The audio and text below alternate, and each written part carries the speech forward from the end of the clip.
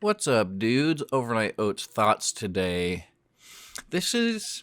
I'm going to kind of be touching on something that, I've been percolating on kind of my whole life, but also especially the last few months that I've wanted to do an overnight oats thoughts about, but I feel like I don't know exactly where to go and how to articulate it. But then I remembered that's the thing about overnight oats thoughts. Who cares? It's just me rambling. Maybe I'll get onto a nugget of juicy wisdom, or it'll just be 4 minutes that don't really make sense, and maybe no one listens to the end. And who cares about that?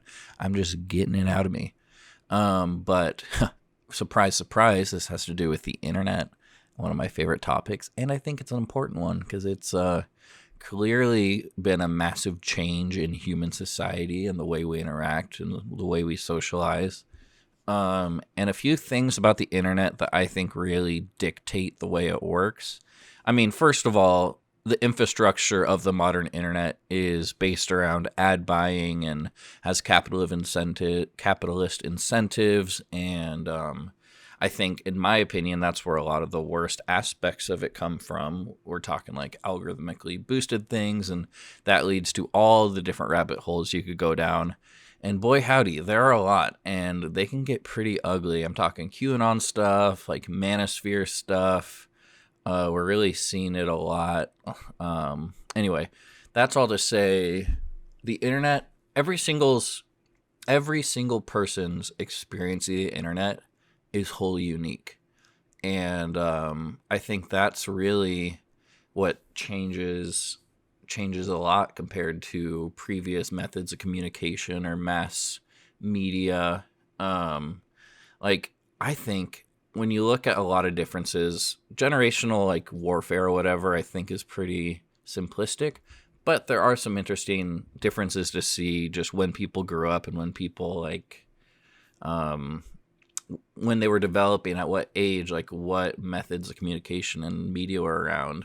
And I think like a big difference between millennials and boomers, the classic enemies, is boomers are, for the most part, television people, and millennials, for the most part, are internet people.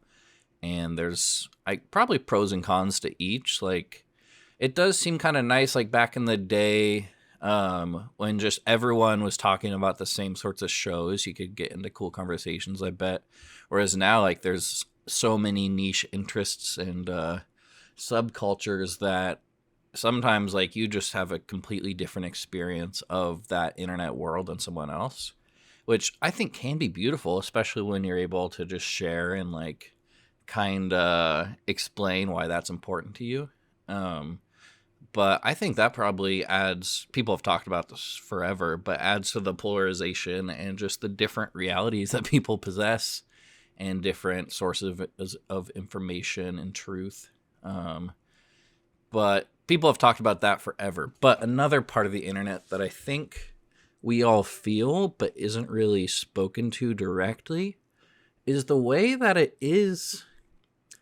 We're kind of constantly like, okay, so there's like surveillance, and oh yeah, the NSA is like checking the internet and all that came out, and Patriot Act and all of that. And that's true. Like, the FBI has been doing some really weird stuff, and there's like stories of there's one like pizza delivery guy, just a like depressed young man who got radicalized by like FBI agents to the point of him like buying a gun, and then they take him down. But it was totally like a manipulation and just trying to, I don't know, just trying to create a crime out of nowhere. But that's not what I'm talking about. There is an aspect of surveillance where we're all constantly surveilling each other and all constantly being surveilled. And I use surveillance rather than just viewing because it can reach like a more intimate level, and it's sort of a thing that, like, I've been posting way more, and I put all these things out, and I've kind of accepted the fact that it's just going out into the public sphere. And at the same time, where it doesn't really matter and there's just so much content constantly, it also, there are like bad things that can kind of come of that. Like, the way, talk to most young women who've been online, like, there are people who act completely like inappropriate, and there's like cyber stalking, and there's all these things. Online bullying can get so bad because you can like compile a huge compendium of someone and just organize in engaged harassment, or coordinated harassment, and all of that stuff. And so, but also we are surveilling each other. And it can be good. Like, I love that people share their lives online, and I clearly do it a lot too. Um, but for me, the way that I've approached it is just with that information and just knowing that I don't really care about the judgment or what people might think. And like the times when I do start to do that, it's super overwhelming because the internet's just this black box.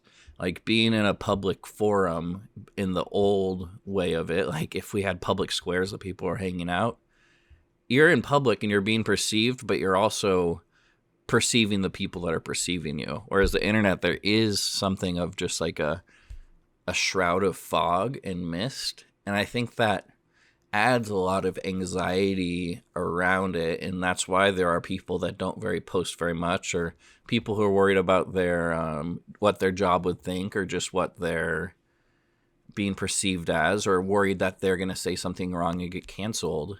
And that it does feel alienating compared to other ways of being. And so I think that aspect kind of drives a lot of like the right wing. We need online free speech, and we're just mad because we keep getting banned for saying racist stuff, and all the things that go into that. And I mean, we could talk about Twitter and Elon Musk and those changes happening right now. But personally, I think it's interesting to reflect on, and I think everyone, because the internet is so individualized, I think it's really helpful to just think, what do you get out of the internet that you enjoy?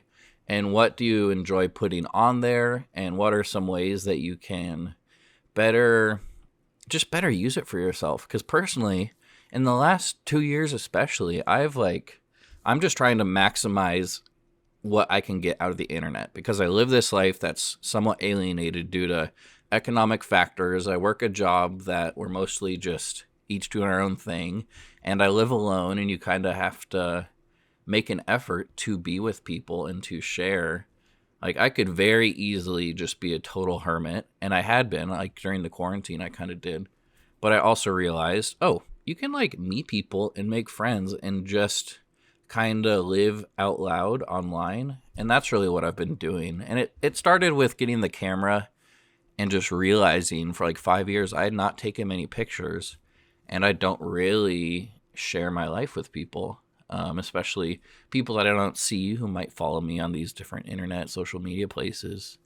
And so I've gotten like such rewarding experiences from doing that I do think it's really important just to spend some time thinking about the internet. And sometimes you got to be a little vulnerable and you got to put yourself out there. And I've been doing it all the time. I mean, my big old belly's just hanging out online right now, but I realize I don't care. I'm just doing my thing. I have all these thoughts and I got all this food I'm making, and so I just want to share it. And the positivity that's come back has been like tenfold of what I'm putting in and feeling nervous about. So those are my internet thoughts. And we live in this weird postmodern age, and there's constant surveillance, and things could be better, and things should be better. But there are ways that we just got to manage and figure out how to make the most for ourselves. So dang, that was 9 minutes. Hopefully you got something out of that. Hopefully it made some semblance of sense at all. And if not, I don't care, because maybe no one has listened to this point. But I ain't never going to know. Bye-bye now.